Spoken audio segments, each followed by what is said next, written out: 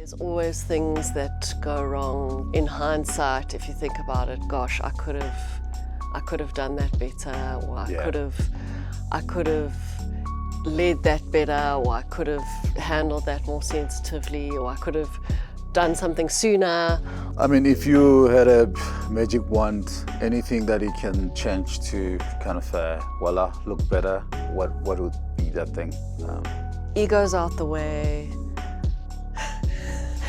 And let's collaborate. Let's be humble. Let's, because it's not even ego sometimes, it's just like everybody has their own pressure, right? So everybody has, this is what I've got to achieve, and this is what, or my organization has to achieve. We all are playing to win, but actually the game we're in is to keep playing.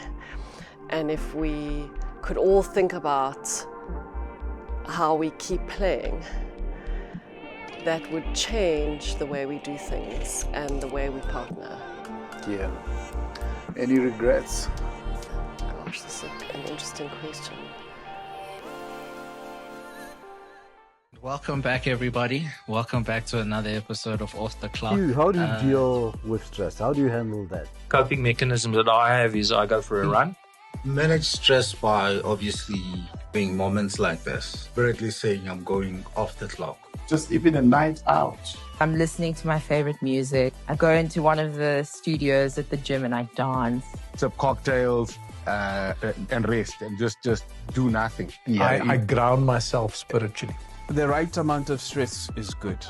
Welcome back to Off the Clock. Please don't forget to subscribe, like, comment. Today we have Leanne in the studio. I'm sure you're comfortable to be called Lee. Yes. Off the Clock is not about us, it's about our guests, where we kind of deep dive into their lives, personal stories. And normally, Off the Clock style, we allow our guests to introduce themselves the way they like. Who are you? My name is Lee. I am the Chief Executive Officer of Tshikululu Social Investments. Who I am is someone that is looking to create impact in South Africa and beyond.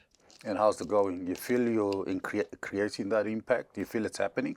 I've been really fortunate in the work I get to do both at Tshikululu and before I joined Tshikululu at YES, Youth Employment Service, to be able to do the kind of work that creates change. I think all of us in the sector often feel like it's not happening fast enough, and we want to see the systemic change happening faster. So the answer is yes, but there's a lot more work to be done, that's for sure. Okay, so I mean that must it must be rewarding. It must be something that helps you sleep well at night. With all that in mind, how much of a sleep do you do? How many hours a night? So I think sleep is actually very important, and It is. I really do try and get at least 7 hours a night, but it will obviously depend on the circumstances. I currently have a 4-month-old puppy who is getting us up at all times in the night, but I really do. Sleep is really important, and I do try and get at least between 6 and 8 hours a night, depending on the circumstances. But I think I used to be a night owl, and I used to be somebody who really, did my best work at night. But funny enough, in the last couple of years, and I think after studying part-time as well, I've started to embrace early mornings, because nobody interrupts you at 5 o'clock in the morning. And it's a great time to kind of get that reflective time. Get going. Yeah, I mean, here on Off the Clock, often we get people saying, I used to sleep so well like a baby, 7 to 9 hours a night, until I started having a family, kids and all that. And you're saying you're having a little puppy, which is probably waking you up and getting you going. And some people say, I really used to, sleep very well until I got married and get into the routine. Are you married? Yes, I'm married, and my husband isn't a very good sleeper, so I think shame he struggles more than I do.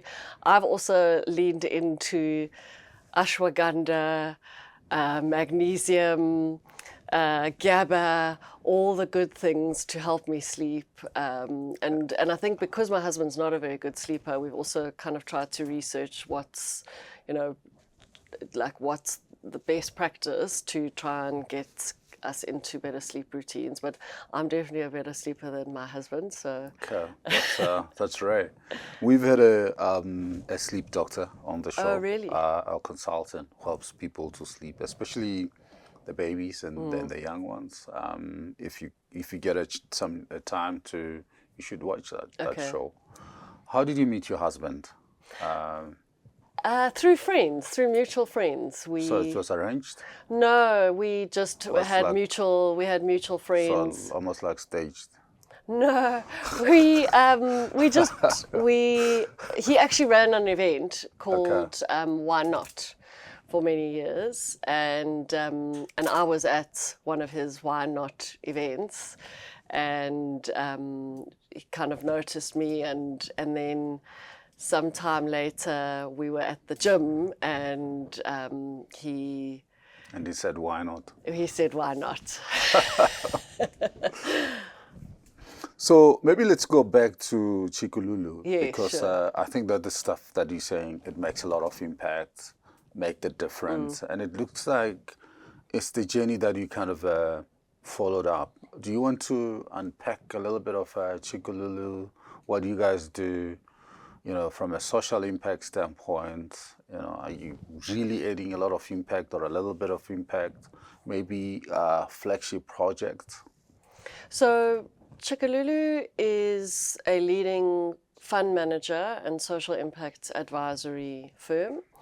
We help clients build end-to-end social impact solutions depending on their challenge. So if you have a social impact problem, we'll help you to solve it. And historically, we were born out of the mining sector just under 30 years ago. Worked particularly on the ground in communities with mining houses, managed a lot of funds and foundations on behalf of clients. What we're seeing more and more now is that we're doing a lot more program management, a lot more advisory work. We still manage a number of large funds and foundations. And I think, there's really been an enormous intention since I joined last year, June, to really look at more systemic change. So I think, CSI and corporate social investment and sustainability has been through themes, there's kind of the programmatic theme, the strategic theme, and systemic change is now, what everybody is trying to lean into, because we really want to change systems and ensure that whatever we build is sustainable and it doesn't rely on you forever. So that's part of the intention when you build a program, is to ensure that the program or the intervention or the strategy will outlive you as an organization or as an individual.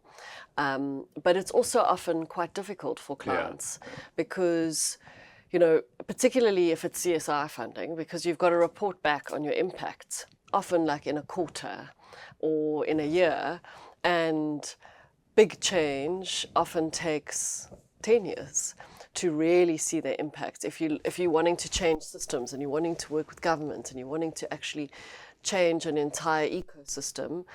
So I think more and more there is this tension between, I have an immediate challenge on the ground, and I want to ensure that what I do is long-lasting and sustainable. And sometimes it's a bit of both. Like there might be something immediately that we need to tackle, and while at the same time thinking about what's coming in the future. And I think what we also try and do is ensure that everything is based on measurement and learning, and really like learning the lessons, because we don't always do it right, and then ensuring that we do it better moving forward. And I think another big trend that we're seeing is that so many people have great intentions, but we all trying to go and do impact initiatives, often on our own. Yeah, so without the skills to and so we shape them. Without skills to shape them, and also often things are like there's organizations. So we as Tshikululu often we won't implement the project ourselves. We will look for a community-based organization on the ground who can affect the change, and we'll help to capacitate them, because that's sustainable. You know, if we as Tshikululu go in and implement ourselves, then we'll make ourselves indispensable, which is not what we want to do. And we often acting on behalf of our clients in terms of whatever their mandate is. So, I mean, just unpack this for us. Typical flagship project that you support. For instance, I'll say in Veldjoen or Skluof or some mine site in the Free State. The community's got a small business owners, but they're tanking. They don't know how to go about it. How do you typically work and deploy funds and resources to make those things shape up? So it's I mean, we always are very bespoke, so it really depends on the region and the need, but very often that is the case, particularly in mining companies, is that there's a need for economic diversification and livelihoods projects. So often what we will do is we will go into the community and we will identify budding entrepreneurs or budding sectors, and then work with entrepreneurs who are already on, in progress, and say, okay, who has potential, and then let's put capacity, funding, access to market, really help to nurture them over a period. Yeah. And then normally what happens is after a period of time, there might be those who are ready for more funds or different types of funds, and then we may connect them with a different type of organization who can give them a loan or catalytic funding. Because we mostly operate on grants, so that's mostly our model. And where you play, yeah. That's where we play. But more and more, I'm speaking to other types of organizations to say, often it's a timing issue. An entrepreneur may have a real fledgling business, and you need a baseline to be able to give them a certain type of funding, patient funding, Or off-take, whatever. Then let us help to get them to that baseline. But let's work together so that we ensure that there's this pipeline of sustainability. So that's something that we're really looking into more and more now. But I mean, another flagship project may be like now we have worked with the Association of Independent Publishers and Google to set up a digital news transformation fund, which is really around how do we uplift the small publishers and how do we uplift the media sector to make them ready from a digital point of view. So, and depending on where the business is, they may require something as cash injection. So, well, it'll be a cash injection for something to help them to be ready for the next level, the digital age. So it may be something as simple as a website, or it may be that we are assisting an AI platform that helps fact check, that will assist the entire sector. So I mean, very interesting question. This came to my mind. I support an NGO called Global Girl Media, which is solely dedicated to help underprivileged young girls to get into film, photography, and journalism. Would you guys look at something like that to help them? Because part of it is to do a short documentary of 10, 12 minutes while they train, but also work with other organizations to get into that. The organization was founded to kind of address the media industry, which used to be, a men's world, and get the young girls to get to Hollywood. one day? I mean, it sounds like an amazing initiative. The DNTF fund specifically focuses on independent publishers. Okay. But I think there are a lot of programs, and I must give some thought as to, there's like a Netflix program, and it also depends on the funding rounds. But there are a number of clients we work with that I think that would be very interesting to them. So you must tell me a little bit more about it. Okay. I mean, you said right at the beginning, Leanne, that you worked in the impact space. In fact, I met you first time when you were at YES. Is this what you always wanted to be, when you were young? Because I never had the chance to be what I wanted to be. Is this like... I mean, when I was young, I wanted to be a ballet dancer. So Okay, you can't dance forever. So that was my great passion when I was younger. And I think at some stage I wanted to be a physio or a vet, were some of the things that I considered. I did actually teach ballet for about 10 years part-time, Wow. which Okay. was fun. My mom's also a ballet teacher, so it's kind of in the family. family. But I studied marketing, and I mean, I started my career selling cell phones. So I worked for cell phone manufacturers and for cellular networks in advertising. That's my career. I didn't consider social impact as a career. It wasn't something that I thought could be a career. I guess I was kind of brought up in more traditional, like you're either in accounting or marketing, The commercial yeah, space. this is how you this is how you develop your career, and I've had an amazingly varied career. I've worked in sectors from fashion to law to Wow. cellular, Okay. and I landed in the impact sector, and I found my home. I was very lucky. I've always been very passionate about youth empowerment in particular. Yeah. Like, as I say, I used to be a ballet teacher. I've always loved working with young people, and I believe that this country has got so much potential if only we can unlock it. But I actually studied at Gibbs. I did my MBA there in 2016, and I met a lecturer there who had quite a profound impact on me, Tashmia Ismail-Saville. She's the first CEO of YES. Yeah, I remember her, met her. Yeah, and she lectured a subject called Innovation at the Base. And it was really about how so often amazing innovations that can go on to change the world and provide access and inclusion come from developing countries, and how you can think about social impact in a different way, like a social impact business, social enterprise, and it changed the way I thought about social impact as a career. I went on to work at a global education company. I was the marketing director. Which one? Inspired Education. Oh, Inspired? Inspired, Cool. which was amazing. I loved it. I traveled the world, and at one stage, the European footprint was becoming much bigger than the South African footprint, and so there was a discussion about whether I should move to London, and it just wasn't the time for me in my life. And I still just love this country. And then an opportunity at YES became available. And I resigned from Inspired on the 26th of March, 2020. I don't remember if you know what day COVID. It was like, I think it was the first day of lockdown. And everybody said, "Are you absolutely crazy? You're going to go and join a non-profit and an employment initiative."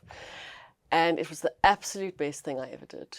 Honestly, like it just changed my whole career trajectory. It changed my whole life. It changed the kind of work I get to do. And then, yeah. What a timing. What was your MBA on at Gibbs? It was a general MBA. But my thesis was on consumer behavior. Oh, okay. Yeah. It's quite an interesting thing. My paper was on MBA was on entrepreneurship. Okay. It's like, but way back, way back. So Tshikululu, who are you competing with? You know, it's Who's such, who's yeah. keeping you guys honest? You know, it's funny because everybody who's a competitor is also a potential collaborator in the social impact space.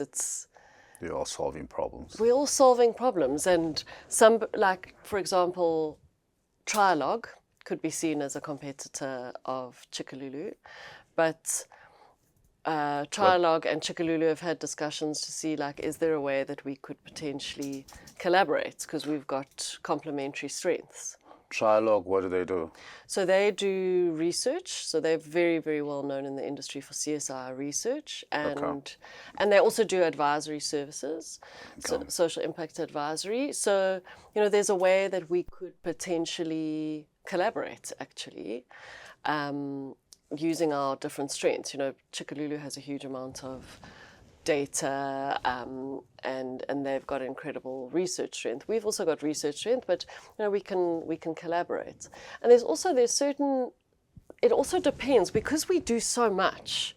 You know, we can either do everything for you from a governance point of view, managing your fund, ensuring that the governance is end to end, or we could just do an evaluation, which actually we're doing a lot of now, is evaluations. And in the evaluation space, there's a lot of bespoke organizations that focus on evaluation. So it really depends. I think for us, there isn't really anybody else that does, I think, end-to-end solutions that we do, but there are some organizations that do, but we really like to kind of partner with them if possible. It was one of the first things I did when I became CEO, is I phoned everybody in the sector and I said, let's be friends. Okay. Tell me about the kind of top 5 impact challenges I think that you guys are focusing on, putting the money. Sometimes I guess because you at the heart of this, you can advise industry and companies to focus on what will really make a big impact. So one of the things that we're focusing on right now is how to, I mean, it's what we do, how to maximize your social impact, but often our clients have a frustration that, particularly if you look at the scorecard, you know, there's SED, there's ESD, all the acronyms, there's the CSI spend, and often these things are kind of siloed. So how do we work with our clients to ensure that the strategic intent is actually maximized, and that we're looking at in a very holistic way as to how you are planning your social impact strategy for maximum impact? Because often, as I say, it's like the siloed approach, and it's not intentional. It's just, I guess, one of those things that's happened in how the the implementation of the scorecard is sometimes managed. Like, I mean, even when I was at Yes, I thought sometimes it was really interesting that you would work with like a transformation team, but then your head of technology was desperate for skills. So there was sometimes like a bit of a mismatch, because if the two things had worked, and I think that's a lot of the work that the team is doing. So I think that is one of the challenges. And similarly is like, how do we work together better?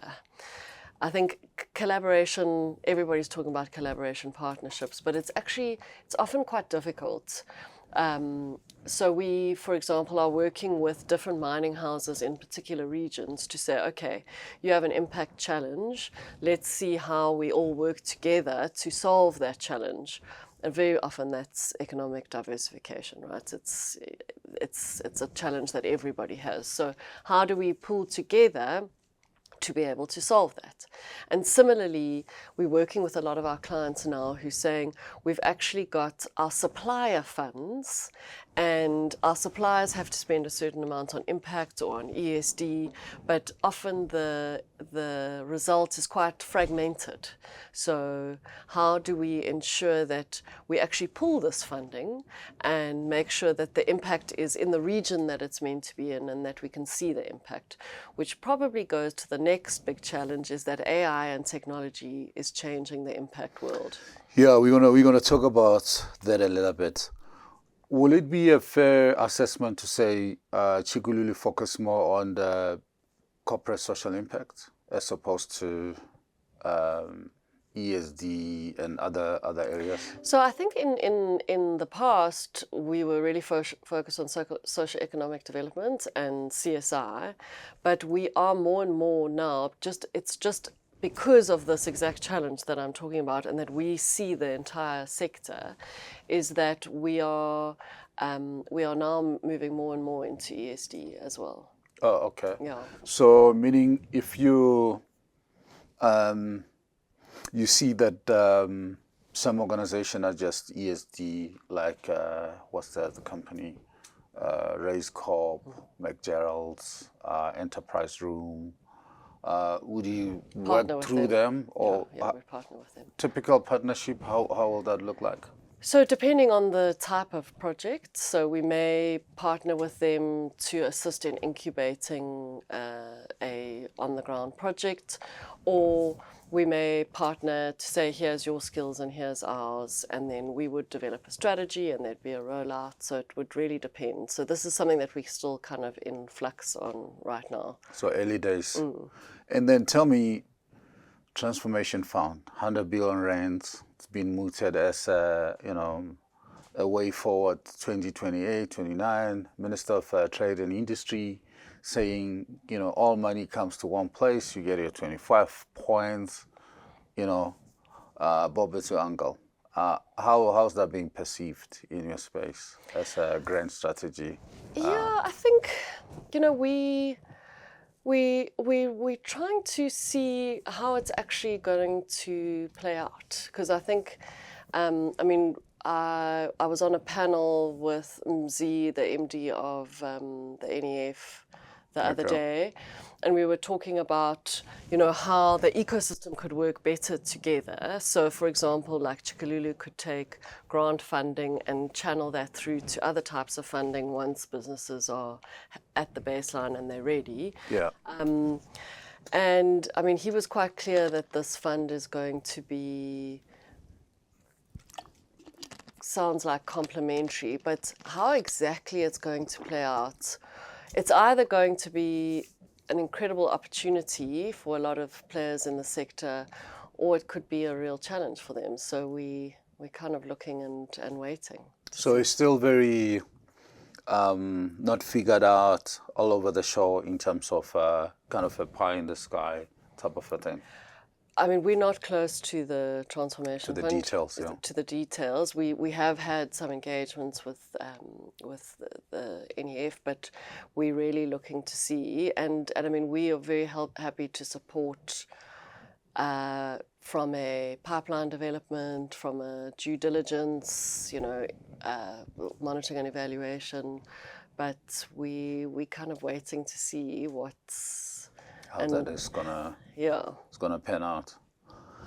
Let's talk a little bit about AI, because you mentioned earlier that AI is gonna really impact on this. What's your initial take on AI impact in your space? I think in terms of the ability to monitor, evaluate, and learn, it's going to be transformational. Simplify. It's going to simplify data management. There's still things that have to be done, right? There's still jobs that AI can never do, but like verifying data. Okay. I don't know, maybe I'm wrong, but I don't think that AI can ever verify that what somebody said they did, they actually did. There's always got to be some kind of verification layer that will be required.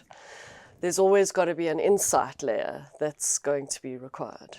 I mean, just on that, I've been in healthcare all my life, and the biggest play has been monitoring and evaluation on projects. Do you see the same happening a lot in your space? Absolutely. Because people say, give me 100 million or 10 million, I'm going to do X, Y, Z, but exactly what are you talking about? Verifying, have they done exactly what they said they're going to do? Yeah. So that's another industry in its own. Absolutely. Yeah. And I mean, verification and evaluation is probably one of the biggest growing parts of our business. And it also requires often an independence. So that's also something that we've seen. Like some Chinese walls Yeah. away from Yeah. you guys. Are they industry champions who are driving exactly monitoring and evaluation of projects that you guys put money in? Or are they still kind of in-house? Trust me, I'm a doctor. I mean, clients come to us because we have the independence and the governance structures in place, and the history and expertise to be able to evaluate very complicated projects. And we've got the insights and the knowledge of sort of 28 years worth of implementing community projects on the ground and understanding often what it takes to be able to monitor and evaluate. So what you're telling me is that you've weaved it in what you do, right? Sorry? The monitoring and evaluation is weaved in part of what you guys are doing. So it's not outside, it's inside. So it's both. So it is 100% part of what we do. Okay. Often it's part of what the client wants. Just as, if I have a foundation, I want to ensure that the partners on the ground are doing what they need to do. So we as Tshikululu often will help the client to develop a strategy, we'll select the partners on the ground, we'll manage the program, and then we'll monitor and evaluate that the impact that we were meant to have happens. But sometimes we'll get a request from an organization that we've never worked with to say, we actually need an independent evaluation to see whether this project was successful or not, and we'll come in and do that. So I actually now have a separate M&E team. It's quite recent that I've actually said building that M&E team, because it's something that we're seeing more and more. So they're just doing monitoring They're and just evaluation. doing monitoring and evaluation. So I've got a whole team that just does that now. Okay. And coming back to AI, where are you using AI in your environment today, and where are you seeing the most impact in terms of efficiencies and just making the world better of work? So I think it's helping our teams to collate information. It's assisting a lot with research. So often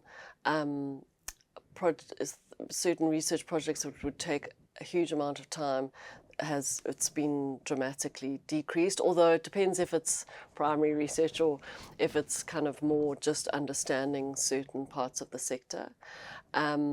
Data analysis, even processes are becoming more efficient. Recently we did a submission for grants. Yeah. And we used AI to test that our form was as efficient as it could be. Okay. Because we get a lot of interaction, but then we still went to actually a potential beneficiary, and we said, can you test this form to see is it understandable if I was on the other side. I was on the other side, because AI can do this, right? Yeah. They can say this is the most efficient form, but then, if you are a rural grantee in a specific sector, it may be that you experience that differently. So that's why I'm saying AI, I don't think can ever 100% take over the functions, but I think it's the people who are going to succeed are the people who are going to be able to use AI. And I mean, we're on a journey. So every day we're learning, and I'm just, we're trying to see how is this going to change our sector fundamentally.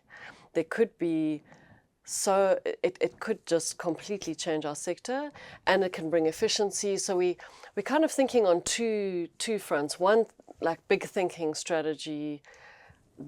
How is this going to disrupt our sector? And I think it will. And then how do we harness the power of AI to ensure that it is helping us to make better decisions, more efficient, learn better so we can do things better, all obviously within a governance framework, because that's also the scary thing about AI, is ensuring that in harnessing its power, that you don't make a hallucination error, or that you're not putting data in that could compromise a project. So, I mean, my kind of first-hand experience with AI, brutal facts, I find that in any subject, in any topic, I think that you do, to get the best benefits, the usage of AI, you probably need to know the subjects like 70, 80% to filter those hallucinations, wrong information coming and into that. And I was looking at this AI platform called More for Healthcare, called Open Evidence. Okay. It deals with all medical conditions and all that, but only on tried and tested ideas and ways, not some idea that is still going to work down the line because this herb is powerful in this way, and I just find it very, very useful and powerful. But to benefit from it, you need to at least know 70, 80% of that space. Then you can filter out all the stuff that doesn't make sense but look very sleeky and nice and all that. Because where I've seen the things really go wrong with AI is, people get to use it and then it gives them all this fancy, at least it looks like well thought of ideas and information, which may not be correct, but if you can, cross check and make sure that it's not right, you gonna look at, I think the few companies, the likes of, I think Deloitte was in that, but you're right. I mean, you still need to verify, evaluate, monitor, check, and make sure that it's okay. And also, as AI becomes kind of everybody and everyday steroids for businesses, for people, different AIs are better in other areas like, coding, writing, financial sector, PowerPoint, and all that. So, which platform are you more leaning towards to? Because most of these companies tend to, 365, Microsoft Copilot comes with that package. Google Gemini is doing their own world. Which one are you more? I mean, we do have Copilots. For everyday use. For everyday use. A lot of our teams are testing out Claude now. Claude is amazing. So a lot of our team, we're having pockets of teams testing out Claude, and it seems to be quite phenomenal. I use an Abacus. I use Claude. It's amazing. And because I'm not a big business where you have to kind of in chains and this and that, it's Claude. It's quite a balance, and it's just amazing. Perplexity is amazing for research. So we haven't made a firm decision as to which platform. At this stage, we do have Copilots, and we're testing different platforms with different teams. So we're doing a bit of a test to see, kind of future-wise, what's going to be our our main platform, because at the moment, we actually are using different platforms for different tasks. Different things, yeah. It's like a toolbox. It's like a toolbox, and depending on the team and what they use, we kind of switching a little bit as well. Which is why also Abacus, I think, is quite an interesting platform. Yeah, I think most of them are kind of fairly good, and especially if you pay for them, not for free, because it's like one of those things. You put money, you'll see them. You don't put money, you don't see them. Last year, when I made the decision to say, I want to use AI. How do I incorporate AI into my work day to day? I then evaluated 10 platforms, and then came down to Perplexity, Claude, Gemini, Google Gemini, Copilot, and Genora. And it's been, and I kind of put them side by side, enroll them pro, and see which one was going on. And ChatGPT, which everybody's using. It's like bread and butter in every house. But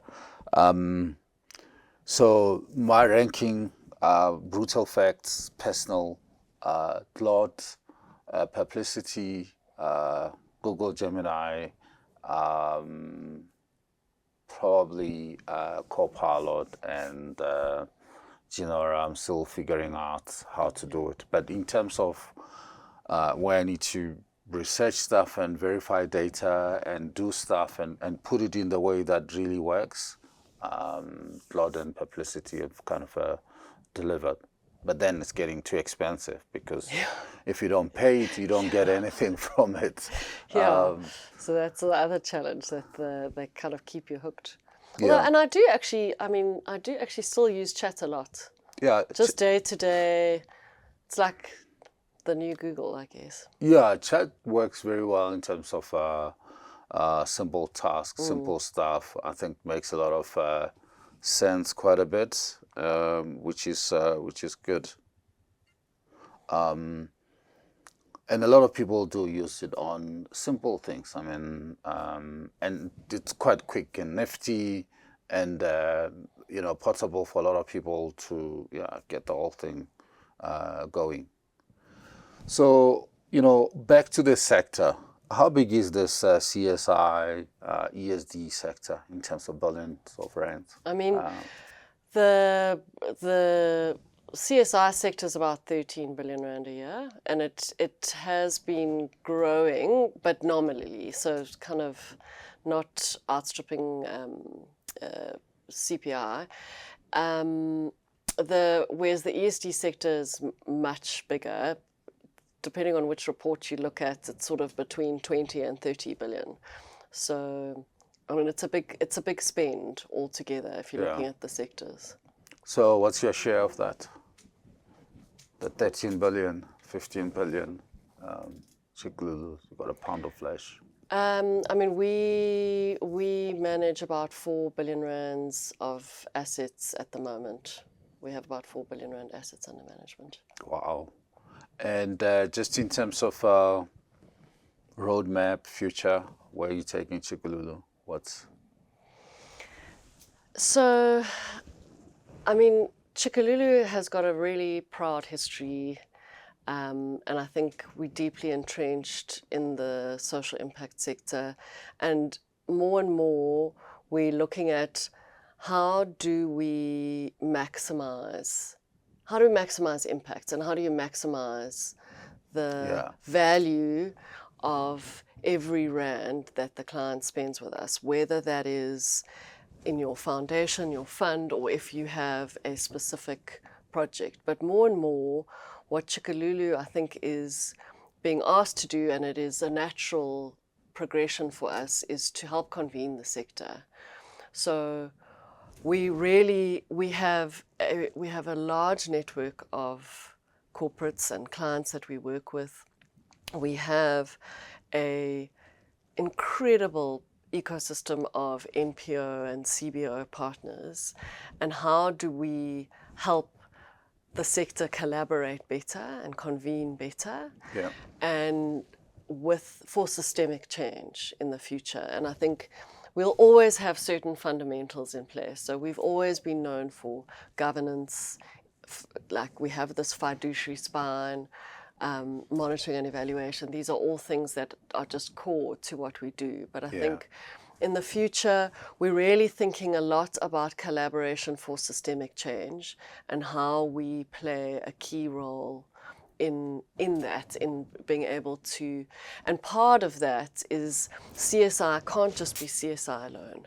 We have to look at other scorecard elements like ESD, but more importantly, how do we partner with other types of funding that can help to really like tenfold every rand that's spent through us. And we are thinking about expanding into other countries as well. We kind of are naturally... Why, going Africa? It's happening naturally, so we're following some clients particularly into SADC regions, and we've actually just joined an international partnership as well, which unfortunately I can't tell you which one it is just yet. When you're ready. Yeah, but so we're looking at kind of how do we use our incredible network and expand that into the rest of Africa and into kind of a global reach as well. Okay. And how does that, collaboration landscape look like for you? You're saying like consolidate? Yeah, so I think it's a lot about looking at either sectors, and or really looking at where the needs are. Like at the moment, obviously, there's a massive focus on GBV, gender-based violence and femicide in South Africa. So how do we help support initiatives that are already in place and accelerate and really try and find ways to bring partners together who are already doing great work or accelerate efforts. And we've also working with kind of different funds around particular sectors that we know really can transform the country. So like digital could be a really transformational sector if we focus on that sector. So I think it's twofold. One, you're looking at the company sectors, and the other we're looking at like what are the impact sectors that will really, and I mean for us, skills development, employment, economic diversification, entrepreneurship, and then some of the other structural elements around that, like I mentioned, GBV, is what we're thinking about a lot. Okay. I mean, as we wind down, looking back, you had a very industrious career, been in, multiple sectors, you've done different things.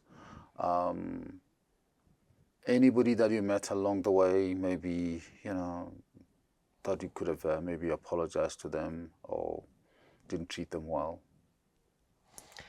I always try and be fair, but I'm sure. Oh gosh, this is an interesting question. Nothing I ever did had malintent behind it. Yeah. I've never. But things always go wrong. But right? there's always things that go wrong that, in hindsight, if you think about it, gosh, I could have done that better, or I could have led that better, or I could have handled that more sensitively, or I could have done something sooner, or been more patient. So, I guess. To be frank, if I've apologized a lot. So there's definitely a lot of people I've apologized to, because nobody's perfect and we all make mistakes. So I've definitely made a lot of apologies to people for things I did or didn't do. But you try and learn from it, and it's always at the end of the day, like what was the intention behind it. And how do you take on the lessons of the things that you did, to be a better leader in future. And any leader who kind of inspired you, or still wishing to have coffee with them or supper or something? Gosh, I've had so many people who've inspired me in my career. The one that stand out? Sure. I mean, Stephen Kossoff and Colin Coleman, my chairs at Yes, were pretty amazing. Stephen is still there, the ex. Yeah, Stephen and Colin, they were incredible, and I'm really grateful to my current board and the Godfrey Gomwe, my chair. But I think I had the experience of working with Stephen and Colin for a long time. For a long time, and honestly, when I was at Yes, and Ravi, the CEO, is just, I was CMO, acting CEO, COO, CCO. Wearing many hats. Wearing many hats, and honestly, if it weren't for particularly those two chairs and Ravi, I don't think I would be where I am today. I mean, if you had a magic wand, anything that you can change to kind of, look better, what would be that thing? Ego's out the way.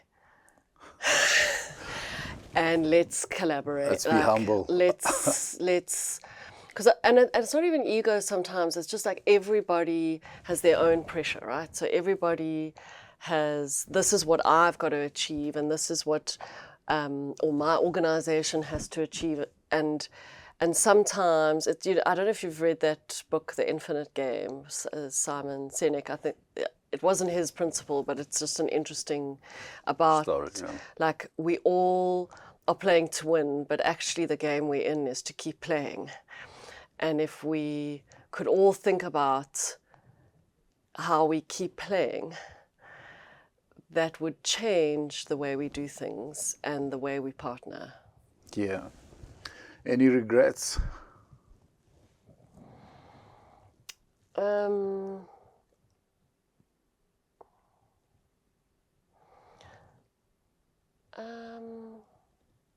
Gosh. Yes, I have some regrets. Okay. About, how you, mostly small things in terms of like how you manage things, especially going in leadership positions from one position to the other, and maybe you didn't handle things as sensitively as you could, or, think about all the stakeholders in a way that you should have. But I guess those are the lessons that get you to you grow from them, yeah. Where you are. And I'm sure I will, I remember when I was interviewed for the role at Tshikululu, one of the board members asked me if, have I made any mistakes? I was like, last week, yesterday. Plenty. So like we learn, right? And Yeah. I guess it's just, and there's never a crystal ball that will say, like, if you had taken that road, then this would have been the outcome. Sometimes you go, oh gosh, thank goodness I did this, or I should have done that. But often you do the best you can based on the information you have at hand. And Trust the process. And you try and be kind along the way. Yeah. So I think moment of revenge. Any questions do you have for me as we wrap up? Why this podcast? What? Off the clock? Yeah. I've been the CEO for a long time as well. CEOs spend a lot of time kind of getting lost into just work and not keeping the balance. So Off the Clock was founded to demystify people like you, like me, and spotlight on work-life balance and longevity. So the whole core was demystification and executive well-being. And just coming out of myself. There were times when I was CEO. I think I was at BD Becton Dickinson. I was just work. Balance wasn't there, and I thought. When I had a reverse mentorship discussion with my son, who was saying, yeah, I mean, you seem to be doing very well on LinkedIn. You post and share thought leadership, you write articles, you do all this stuff. But that's LinkedIn is a worker's page. If you really want to be in social media, do YouTube, TikTok, and then we settled on podcast. Okay. But my only one condition to him was I'll do podcast if we do it together. Okay. And I think at the time he thought wonderful. it was not going to happen, and started hiring advertising designer person to brainstorm and help us to what is the topic that's got legs and that's going to kind of last. And then we settled on my experience that if I can get people who are busy off that log to talk a little bit about their personal stories, where they came from, what they care about, and what keeps them in balance, and also things that they do to decompress, this. So to date, we've done over 80 CEO business founder interviews. So it's been quite amazing. Started doing in-person events at Gibbs on wellness, leadership, mental wellness in leadership, financial, physical, and mental wellness as well. And we just continue to try and take it to another level. And what surprised you in these 80 interviews? Not so much surprises, but I mean, it was those aha moments, right? In the sense that, being a CEO myself, I think sometimes people see CEOs as kind of those people who are larger than life, but actually they're very simple people who worry about everything like anything else. But fortunately, when I was at Medtronic, I think when we met, I was already doing what I call case studies on CEO breakfast. Okay. So once a quarter, I'll do like a special breakfast with staff, bring in a CEO to talk about 3 things. One, how they made it to the corner office, a bit of a career journey for them, and their business, how it works, and then the industry. So it's a small case study for medtech or medical or healthcare business people that actually there's life out there. It's not just how they did. And I remember we did this, invited Miguel after those 2 planes fell out of the sky and killed people. And he was just talking about him, where he started as an engineer to run Boeing Africa and Middle East. But how does airline function? They function with over 400 small suppliers to build the plane. Okay. And when an aeroplane is recalled, or in that case, you don't stop building because if you stop that supply chain, you kill. Some suppliers are just cut for them. So there were stories in the news that the hangars were full of aeroplanes because they keep on manufacturing. They can't stop because you don't want to kill that supply chain, which you know very well in the space that you are. Absolutely. So, I mean, many stories about education, just educating people to zoom into small things. I remember when we had the CEO of McDonald's in the room talking about how they innovate on the food. I was like, you guys have been doing hamburgers for 50 years. What are you doing innovation? But when he was really showing where the innovation hits, was quite something Very else. Vodacom was the same story, where they're like, we no longer a telco. We lend people money to buy airtime and do other things. Investec CEO having the bank, like how people see it as kind of a high-end exclusive thing. It's been evolving in that way, I think, over time. Interesting. Yeah. I don't think I'm gonna take more revenge. You stop right there. So, yeah, thank you very much for making the time. Really appreciate you sharing the very unique, I think, sector that you're in that's making the impact. I think we all grew up wanting to make the difference. Yeah. And our careers kind of evolved. I grew up wanting to be a fireman. I just wanted to help. And I became somebody very important in the healthcare space. But impact, I think, is all what we want to make as individuals. And you land where you land. In fact, at high school, I wrote and directed drama in my school and played at other schools. And then I thought it was a career. And I was telling my parents, this is really what I want to do. Like, Yeah.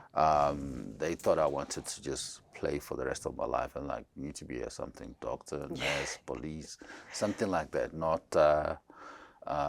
just a drama director or something like that. But then that's why I ended up with this supporting this NGO called Global Girl Media, with the sole purpose of getting underprivileged young girls into film, photography and journalism to kind of forget that story and dilute the Hollywood world, which is just a men's world. Yeah. That's beautiful work. So yeah, thank you very much.